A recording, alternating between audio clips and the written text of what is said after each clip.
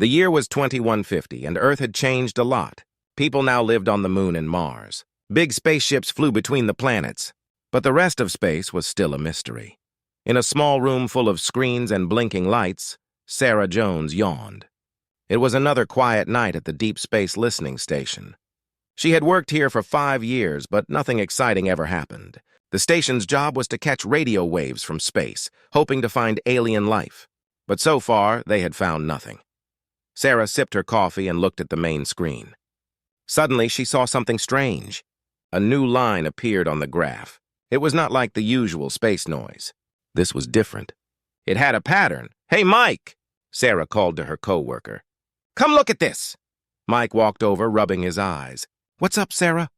"I think we've got something," Sarah said, pointing at the screen. "Look at this pattern. It's not random." Mike leaned in, his eyes wide. "You're right. This looks artificial." Sarah's heart began to race.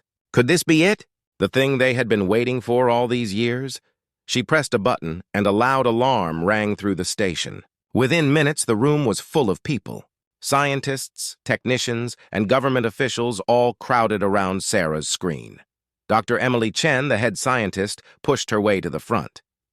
She studied the signal, her face serious. "This is not a drill, people," she said. "We need to decode this signal now." For the next 24 hours, the station was buzzing with activity. The best code breakers and linguists in the world were called in. They worked non-stop, trying to understand the strange message from space. Finally, after many failed attempts, they had a breakthrough. "It's a distress call," Dr. Chen announced to the room. Everyone fell silent. "It's from an alien species? They're asking for help." The room exploded with noise. People were shouting, laughing, and some were even crying. This was the biggest discovery in human history. But Dr. Chen raised her hand for silence. "There's more," she said. "The aliens are not far away. They're in our own solar system, just past Neptune." This news shocked everyone. Aliens right in Earth's backyard? How is this possible? The government acted quickly. They called an emergency meeting of the United Earth Council. Leaders from all over the world gathered to decide what to do. In a large, round room in New York, the council debated for hours. Some were excited about meeting aliens. Others were scared. What if the aliens were dangerous? Finally, the council reached a decision. They would send a team to meet the aliens and offer help. But who would lead this important mission? The answer came from an unexpected place. Captain Amira Chen, a young but respected space explorer, stepped forward. She was known for her bravery and quick thinking. "I volunteer to lead this mission," Amira said. Her voice was strong and clear. "We have a duty to help those in need, even if they're not from Earth." The council members looked at each other. Then slowly they began to nod. "Very well, Captain Chen," said the council president. "The fate of this first contact is in your hands.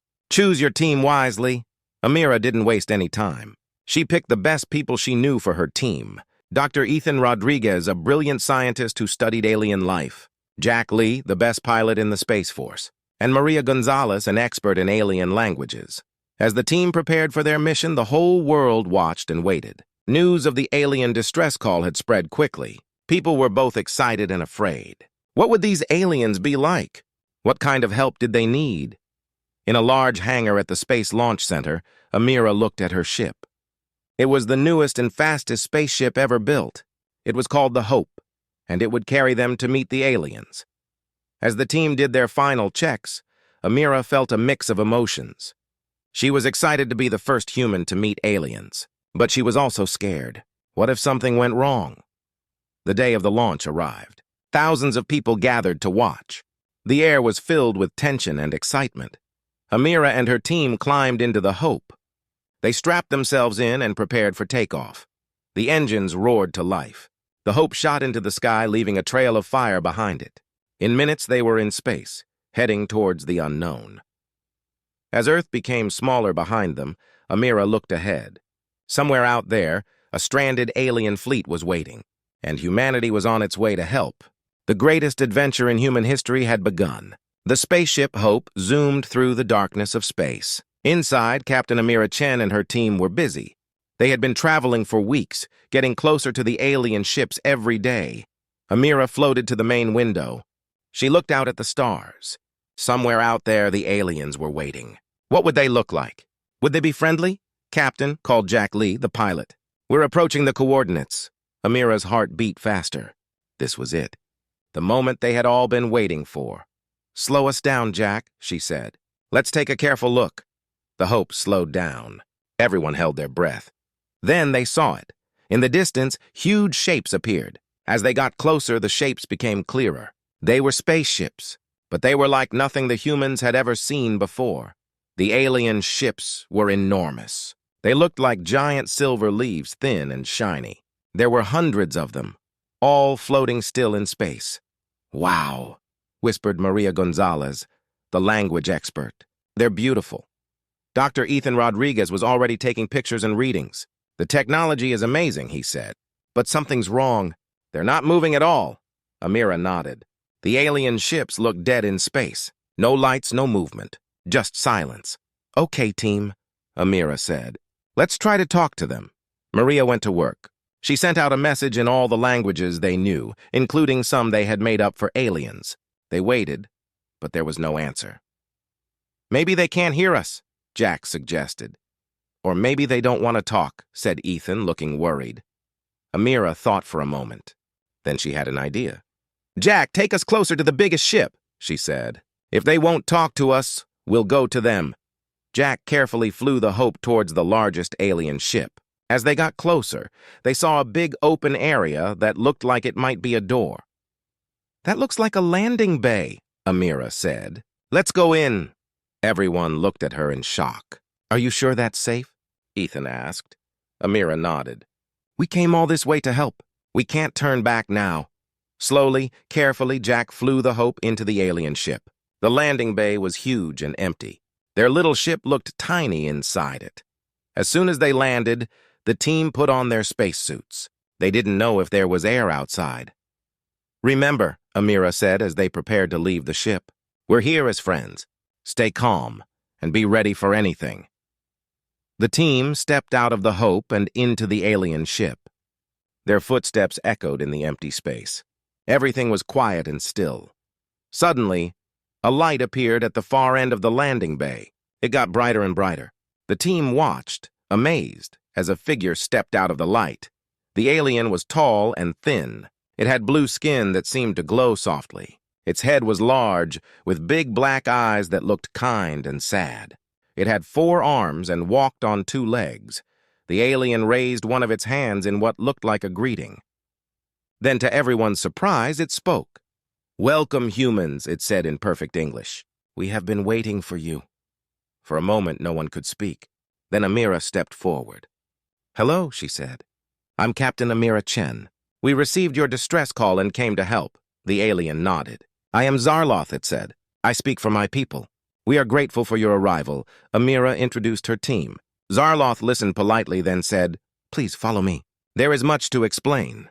The team followed Zarloth through the alien ship. They passed huge rooms full of strange machines. Everything was beautiful, but nothing seemed to be working. Finally, they reached a big room that looked like a control center. Other aliens were there, all looking tired and worried. Zarloth turned to the humans. We are the Zarkai, it said. We have traveled the galaxy for thousands of years, but now we are trapped. The alien explained their problem. The Zarkai ships used a special kind of energy to travel through space, but something had gone wrong. Their energy was gone and they couldn't make more. We have been stuck here for many cycles, Zarloth said. Our food is running out. Our people are getting sick. We need help. Ethan stepped forward, looking excited. Maybe we can help you make more of your energy, he said. But Zarloth shook its head. We have tried everything, it said. Our technology is too advanced. It no longer works in this part of space. The humans looked at each other, confused. How could technology be too advanced? Then Maria had an idea. What about our technology? She asked. It's less advanced, but it works here. Zarloth's eyes widened. Yes, it said slowly. Yes, that might work. Your simple machines might be exactly what we need. Amira felt a surge of hope. We'll do everything we can to help you, she said. Zarloth bowed its head. Thank you, it said. You are the first species to answer our call. Many others ignored us, thinking we were too different or too strange. Amira smiled. On Earth, we have a saying, she said. A friend in need is a friend indeed. We're here to be your friends. The other aliens in the room started to gather around. They looked at the humans with hope in their big eyes. Amira turned to her team. Okay, everyone, she said. We have a lot of work to do. Let's show the Zarkai what humans can do. As the humans and aliens began to work together, Amira felt excited. This was more than just a rescue mission now. It was the beginning of a friendship between two species from different parts of the galaxy. The adventure was just beginning. The human team had been on the alien ship for 3 days now. They were learning a lot about the Zarkai, but they were also seeing how bad things were. Captain Amira Chen walked through the big alien ship with Zarloth. The alien leader looked tired. Its blue skin wasn't glowing as brightly as before. How long have you been stuck here? Amira asked. Zarloth's big eyes looked sad. In your Earth time, it would be about 2 years, it said. Amira was shocked. 2 years? How have you survived? We had a lot of food stored, Zarloth explained. But it's almost gone now, and our people are getting sick. We need to find a new home soon. As they walked, Amira saw more Zarkai. They all looked thin and tired. Some were lying down, too weak to move. This is terrible, Amira said. We need to do something fast. They went to a big room where Dr. Ethan Rodriguez was working. He was looking at the Zarkai's broken machines. Any luck, Ethan? Amira asked. Ethan shook his head. Their technology is amazing, he said. But it's so advanced I can barely understand it. It's like trying to fix a computer with a hammer. Zarloth nodded.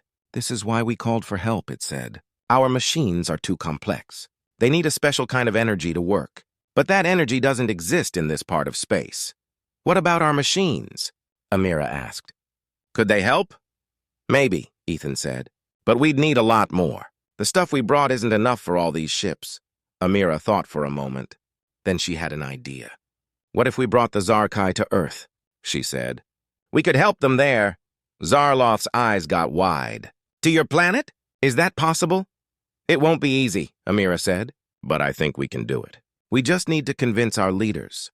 Amira called a meeting with her team. They all agreed it was the best plan. But they knew it would be hard to explain to people back on Earth. Okay, Amira said. Let's make a message to send home. We need to tell them everything. The team worked together to make a video. They showed the Zarkai ships and explained the problem. They talked about how friendly the aliens were and how much humans could learn from them. At the end of the video, Amira looked straight at the camera. People of Earth, she said, we have a chance to help these aliens and make new friends. It won't be easy, but I believe it's the right thing to do. Please let us bring the Zarkai home. They sent the message to Earth. Now all they could do was wait. While they waited, the team kept working. They used their simple machines to help fix some small problems on the Zarkai ships. But it wasn't enough to get the big ships moving. One day, Amira found Zarloth looking out a big window. The alien was staring at the stars.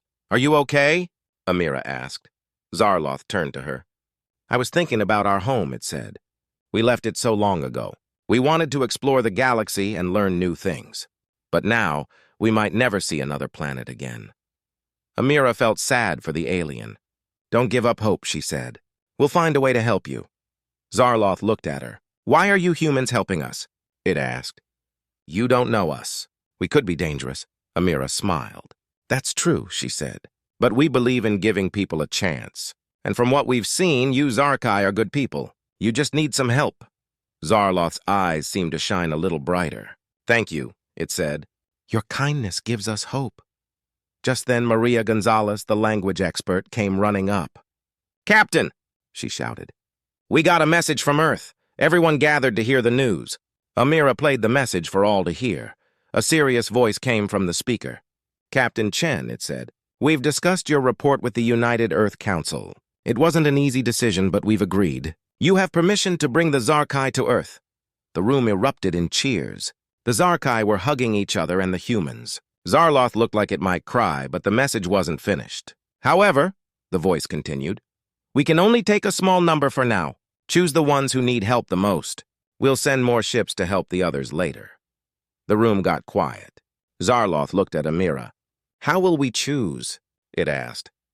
There are thousands of us. Amira put her hand on Zarloth's shoulder. We'll figure it out together, she said. We'll take the sick ones first, and the children? We'll make sure no one gets left behind. Zarloth nodded. It will be hard, it said. But it's more than we had before. Thank you, Amira. Thank you, humans. The next few days were busy. The team worked with the Zarkai to decide who would go first. It was hard work, and sometimes it made everyone sad.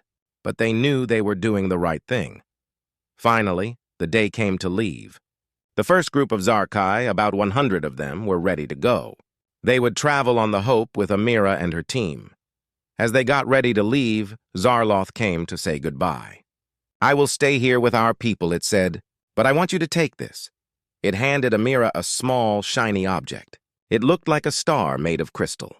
This is our most precious treasure, Zarloth said. It holds the history of our people. Keep it safe for us. Amira took the star carefully. I will, she promised. And I'll come back for the rest of you. That's a promise, too. As the Hope took off, Amira looked out the window. She could see Zarloth and the other Zarkai waving goodbye. She felt proud of what they had done, but she knew the real challenge was just beginning. The journey back to Earth would be long. And when they got there, they would have to help the Zarkai start a new life. It wouldn't be easy, but Amira knew it would be worth it. As the stars streaked by outside, Amira smiled. Humans and aliens working together. It was the start of a new chapter in history. And she was part of it. The spaceship Hope was racing back to Earth. Inside, Captain Amira Chen and her team were busy. They were taking care of the 100 Zarkai aliens they had brought with them. Dr. Ethan Rodriguez was checking on a sick Zarkai child. The little alien looked up at him with big, scared eyes. It's okay, Ethan said softly. You're going to be fine. Amira walked up to Ethan. How are they doing? She asked. Ethan sighed. They're stable but weak, he said. I've never seen anything like this before. It's like their bodies don't know how to work in our part of space. Amira nodded. Keep doing your best, she said. We'll be home soon. As Amira walked away, she heard a voice behind her. Captain Chen? She turned around. It was one of the Zarkai, an older one named Zinra. Yes, Zinra? Amira said. Is everything okay? Zinra looked nervous. I have a question, it said. Why are you humans able to help us when no one else could? Amira thought for a moment. I'm not sure, she said. Maybe it's because our technology is simpler than yours. Just then, Maria Gonzalez, the language expert, joined them. She had heard the question. I think I know why, Maria said. It's because humans are young. Amira and Zinra looked confused. What do you mean? Amira asked. Maria explained. The Zarkai have been traveling space for thousands of years, she said. They've become so advanced that their technology doesn't work in simpler parts of space. But humans are new to space travel. Our technology is basic, but it works everywhere. Zinra's eyes got wide. Of course, it said. We've become too complex, but you humans are still flexible. Amira smiled. I guess being the new kids in the galaxy has its advantages, she said.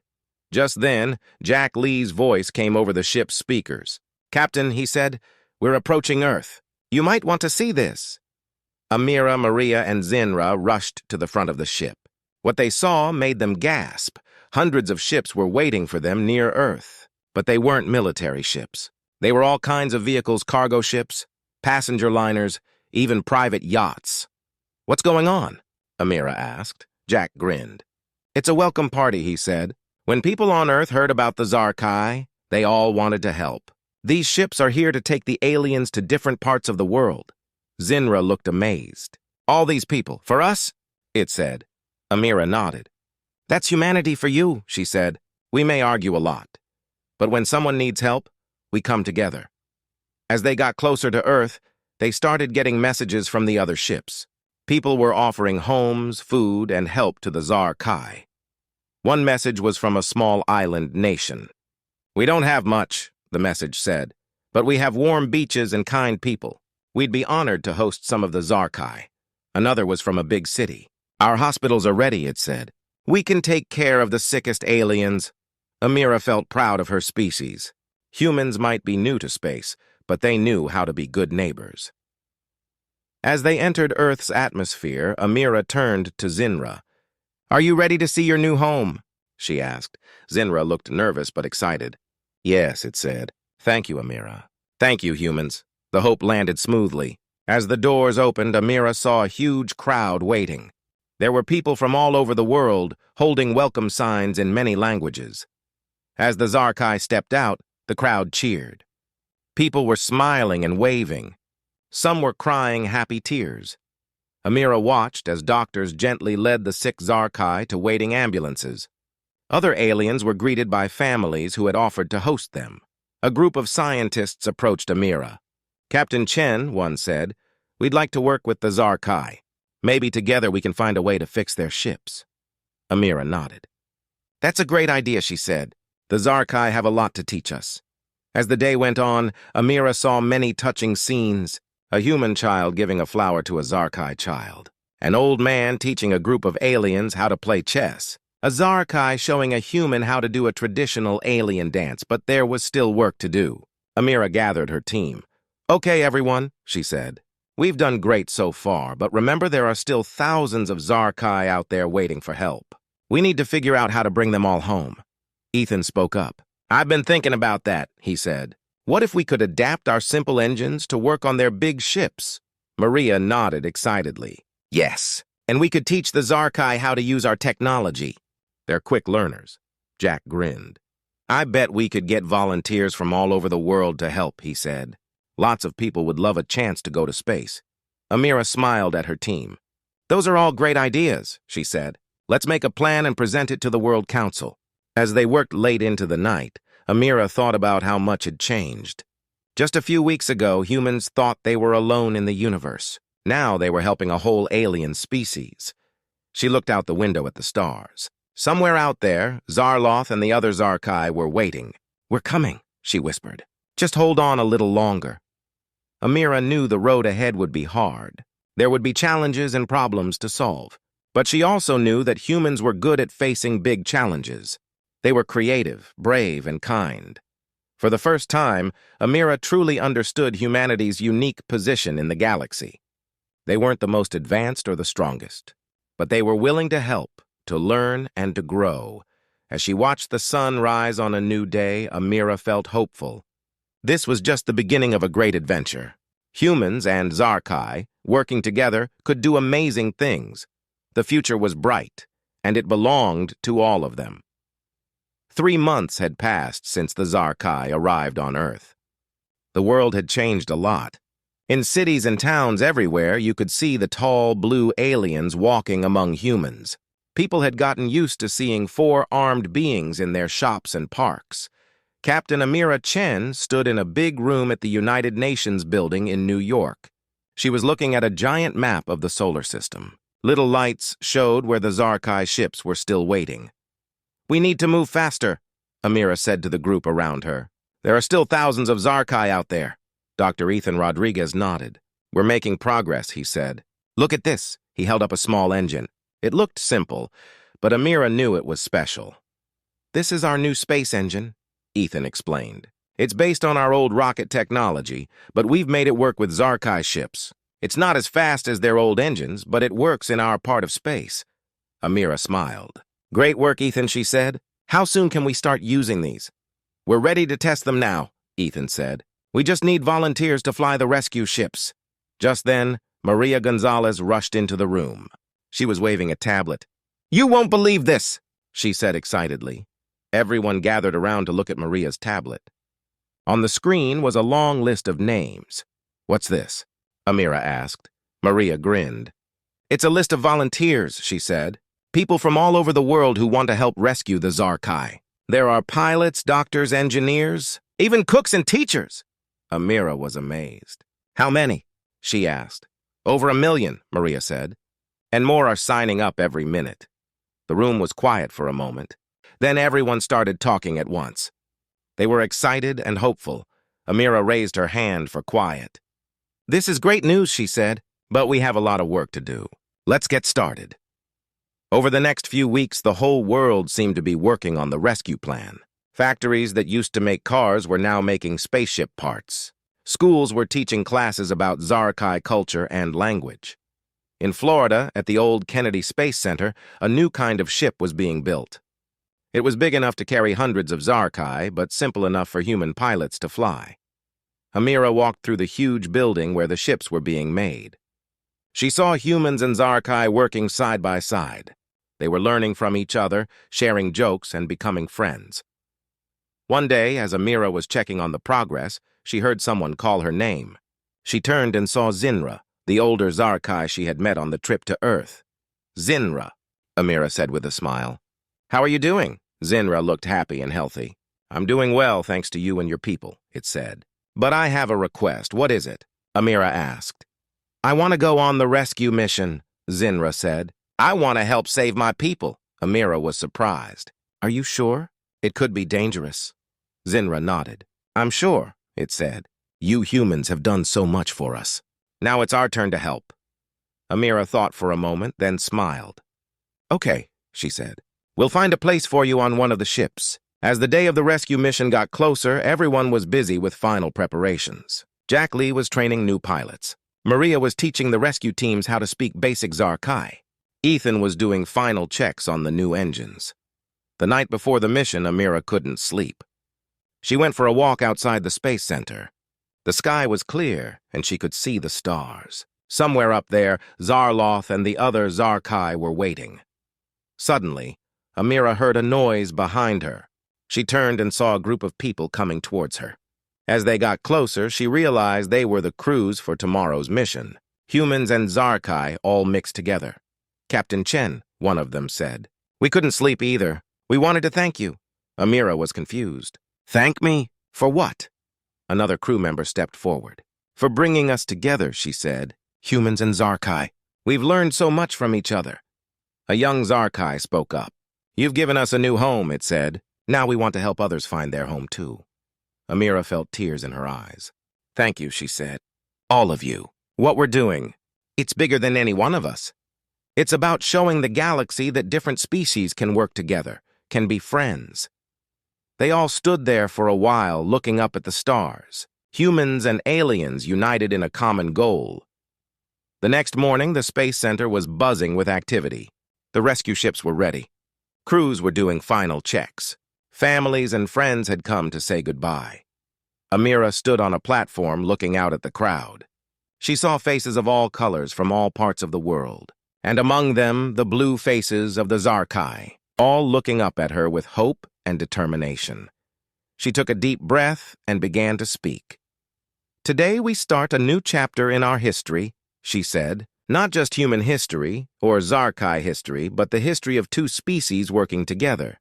We go to space not to conquer, not to claim, but to help and to learn." The crowd cheered. Amira continued. "Each of you, human and Zarkai alike, carries the hopes of two worlds. Remember that as you fly among the stars. Be brave, be kind, and know that we are all proud of you." As Amira finished speaking, the first ships began to take off. One by one, they rose into the sky, carrying their mixed crews of humans and Zarkai. Amira watched until the last ship disappeared from view. Then she turned to her team. "Well," she said with a smile, "should we go help?" They all nodded eagerly. Together, they walked towards their own ship. The Hope was waiting for them, ready for another journey. As they took off, Amira looked out the window at the Earth getting smaller below them. She thought about how much had changed. How a distress call from space had brought two species together and shown humanity's unique strength. The rescue mission would be long and hard. There would be challenges they couldn't even imagine yet. But Amira wasn't worried. She knew that together, humans and Zarkai could face anything. As the Hope flew towards the waiting Zarkai ships, Amira felt a sense of excitement. This wasn't just a rescue mission. It was the start of a grand adventure, the beginning of a new era of cooperation and friendship in the galaxy. And humanity, young and eager, was leading the way.